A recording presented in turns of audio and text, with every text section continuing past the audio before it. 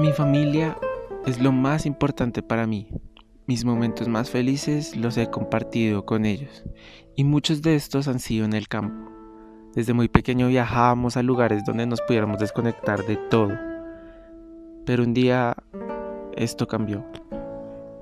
A final de los años 90 y principios de los 2000, grupos armados se habían tomado las carreteras de Colombia, secuestrando ciudadanos por medio de retenes. Todo esto para financiar su proyecto político.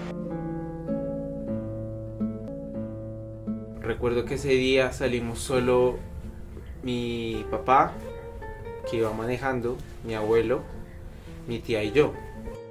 Sí me llamó la atención cuando nosotros llegamos al peaje, había una vendedora que nos dio una mirada extraña. Recuerdo mucho que llegamos a Fusagasugá, mi abuelo se bajó, dijo ya los alcanzo y nosotros seguimos. Apenas mi hermano intentó prender el carro y vimos inmediatamente un carro que nos bloqueó la salida. Cuando fui a cerrar la puerta de la camioneta, me la abrieron y abrieron todas al mismo tiempo. Lo que recuerdo fue las palabras de mi hermano, algo así como, ay Dios mío. Tenían unas armas que para ese entonces yo las veía muy grandes. Te cogí de la parte de atrás de la camisa y con una sola mano te bajé del carro. Me bajo, veo a mi tía, pero no veo a mi papá. Nuestra intuición era que ellos se iban a llevar el carro. Y resulta que uno de ellos, cuando mi papá se iba a bajar, le apuntó a la cabeza y le dijo que no, que él no se iba a bajar, que él iba a manejar y que él se quedaba con ellos. Tu tío me lleva a la habitación de tu tía, cierra la puerta y me dice, a Juan Martín lo secuestraron. En la noche llegó mi esposo y me contó que se han llevado a mi hijo y pues para mí fue muy duro porque pues yo sabía que eso era una cosa terrible. Nos decían que le iban a cortar los dedos, nos decían que lo iban a mandar al Caguán, que en esa época que le dijeran a uno que un secuestrado iba para el Caguán era no volverlo a ver nunca más. Pues mi esposo se puso a negociar con ellos y les dijo que pues le daba una cantidad de dinero. En una de esas llamadas recuerdo que mi papá les reiteraba que no teníamos dinero. Tu abuelo le decía todo el tiempo, reacción, Juan, reacción, reacción, como tratando de mandarle un mensaje como encriptado en esa conversación de no vamos a pagar por el rescate. Nos despertamos con la llamada de las FARC, en donde ellos nos decían que ya iban a liberar a mi hermano y que teníamos que llevarles cierta suma de dinero. En esa angustia le dijimos llamemos al Gaula, es muy raro que pasen de una suma tan grande a una suma pues que era como la cuarta parte. Mi esposo se fue a llevar ese dinero.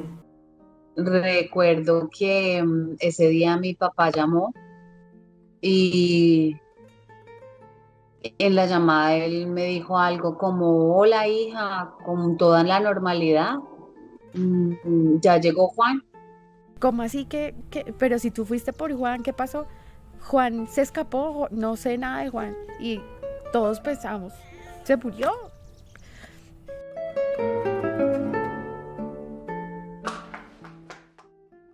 Cuando arrancamos en la camioneta me vi rodeado de todos los guerrilleros y yo simplemente les preguntaba que para dónde íbamos, entonces me decían que no me podían decir.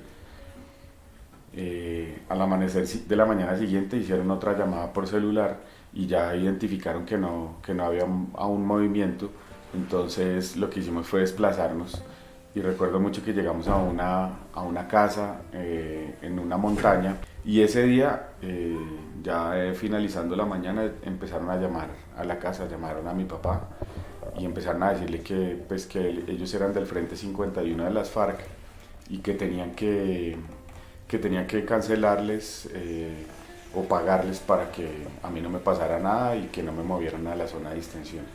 Ellos recostaban los fusiles al borde de la cama donde yo dormía y en la noche me desperté y todos estaban dormidos y yo veía los fusiles ahí y pues en algún momento se me pasó por la cabeza levantarme pero la verdad es que uno no tiene pues digamos, como el espíritu como para salir y tomar una acción de esas. Ya a la mañana siguiente,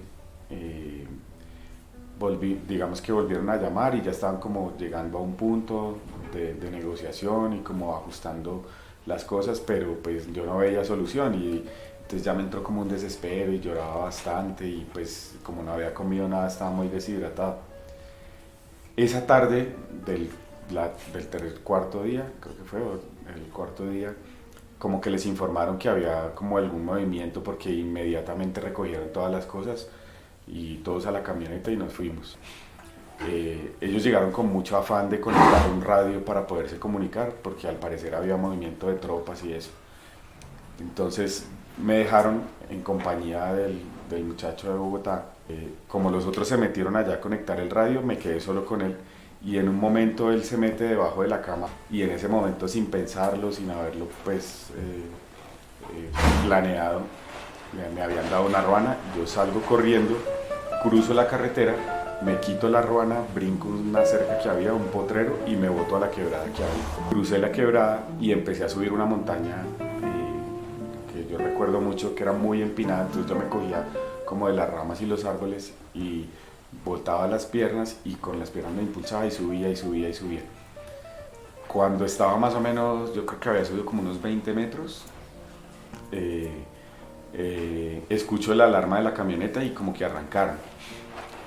Pero no, como ya estaba tan oscuro y era monte, entonces busqué subir lo más que pude y llegué a un sitio donde había un árbol que estaba caído y había como un hueco. Y ahí en ese hueco me tapé con tierra y me quedé quieto esperando a ver si era que venían o no. Finalmente pasé toda la noche en esa incertidumbre y a la mañana siguiente cuando amaneció me había cogido como un poco el sueño. Entonces me desperté y me asomé y cuando vi era un abismo, pero increíble. Empecé a caminar por los bordes, por los cercos para no irme por la carretera. Y en una curva recuerdo que salió una anciana con un niño. Entonces ella me vio y se asustó y yo lo que hice fue decirle que me ayudara, que estaba secuestrado y detrás venía más gente. Ellos llegaron y ella les dijo, mire, es que a él lo tenían esos guerrillos de las FARC. Entonces vino un muchacho rápido con el papá y me pusieron una ruana y me pusieron un sombrero. Seguimos caminando y me dijo, vea, todos vamos para la iglesia, cuando llegue ahí nos espera. Y yo voy y le digo al sacerdote que si lo lleva. Y recuerdo que se fue el muchacho a hablar con el padre y cuando volvió llegó y dijo, no, que el padre no lo quiere llevar. Entonces dijeron, no, pues bajemos, que ahí no se ven ninguno de esos tipos y en el que se devuelva en el bus, en la chiva que viene de Cibaté cuando termine la misa. Entonces efectivamente al señor de la chiva lo conocían, entonces le dijeron, vea, es que a este muchacho lo tenían las FARC y se les voló, ¿usted por qué no lo lleva ahí como escondido? Y el señor de la chiva dijo, mire, yo no quiero problemas, que se suba como un pasajero más, yo no le cobro nada. Y yo lo llevo hasta allá. Me fui básicamente rezando, pensando que no aparecieran esos tipos pero todo el que se subía en la chiva me miraba y como que se asustaba y tal. Y recuerdo mucho que se subió un señor, me dijo, ¿qué le pasó? Le dije, no, pues es que me tenían secuestrado el Frente Abelardo Romero, el 51 de las FARC. Me dijo, acabaron de coger un señor allí, un señor de bigote. Pues yo, bueno, pues yo pensé, pues afortunadamente ya están con ese, ya no se van a preocupar por mí. Yo recuerdo que la escuela de policía de Cibaté queda a la entrada, no precisamente en el pueblo. Entonces yo le dije al señor, le dije, vea, yo tengo plata, ¿por qué no me lleva hasta allá? Y el tipo lo que hizo, pues, vea, yo llego hasta la escuela, yo medio paro, usted se bota y yo sigo. Y así cuando llegamos a la portería, entonces el tipo empieza a dar la vuelta y me dijo, ya tírese, y me tiré y caí ahí en la garita pues del policía y ahí mismo me apuntó. Me metieron a un sitio y me tuvieron ahí todavía encañonado porque no sabían si era verdad o no. Ya les comenté mi nombre y todo y ellos llamaron al Gaula y verificaron. Y entonces cuando ya verificaron como unas 2 horas después, me entraron a la enfermería y ya empezaron a curarme porque yo tenía todos los brazos rayados de haber subido y me dijeron que podía hacer una llamada. Y yo llamé a la casa y les comenté. escuchamos mucho ruido en la entrada y llegó tu papá acabado, sucio, totalmente tapado de tierra. Cuando llegó mi hijo, pues fue una felicidad muy grande, pero a costa de saber que mi esposo lo habían detenido. Fue algo muy difícil para mí, en realidad es algo de lo que me arrepiento, porque mi reacción no fue buena, pero tal vez era por las circunstancias y por la rabia.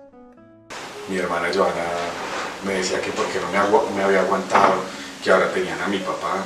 Empieza como esa otra parte de la historia de terror con la pérdida de su papá, y Juan Martín pues se sentía el más desolado porque había llegado como un héroe y resulta que no había servido de nada haberse escapado, no haber dado nada a los secuestradores y se había perdido lo más querido para él, que era su papá. Cuando tú estás en manos de gente como esa, tú sabes que te puedes apegar a la esperanza, pero que la muerte puede llegar en cualquier momento porque no son personas que respeten o valoren la vida de nadie. Me llamaba y me mandaba cartas y me decía que él estaba muy bien, que él estaba dándole clase a unos niños, que cada día lo llevaban para diferente parte, pero que teníamos que ser fuertes porque él iba a salir de eso. Mi hija era la que negociaba con ellos. Y fue durísimo para mí porque yo tenía que escucharlos decirme, vamos a matar a su papá, usted no quiere a su papá porque usted no está haciendo lo posible para conseguir el dinero. Entonces era una situación demasiado dura para mí que todavía hoy en día recuerdo. Pasaron como 8 días y entonces dijeron que llevaran tanta plata, pero cuando él le entregaron el dinero, él tenía mucho miedo. Él decía, a cualquier momento cuando yo ya entregue el dinero me disparan por la espalda y me matan.